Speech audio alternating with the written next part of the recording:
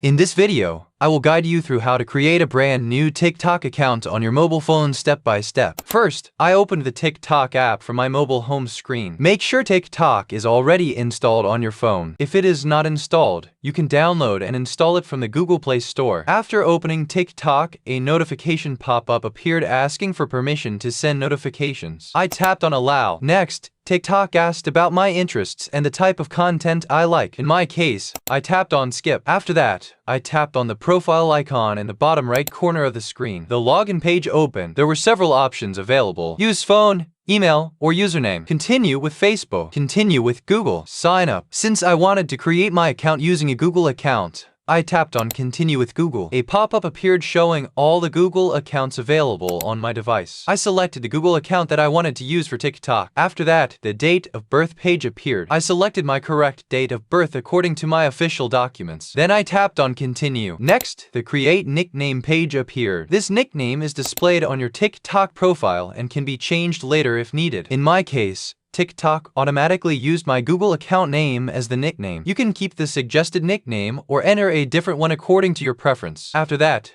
I tapped on Continue. Within a few seconds, my TikTok account was successfully created. Next, I tapped on the profile icon. My TikTok profile page opened successfully. From here, I can tap on Edit Profile to customize my account. I can add a profile picture, change my username, update my name, add a bio, and manage other profile details. I can also upload videos and start creating content on TikTok. And that is how you can create a brand new TikTok account on your mobile phone step by step. If this video helped you, do not forget to like the video, share it with others, and subscribe to the channel for more step-by-step tutorials.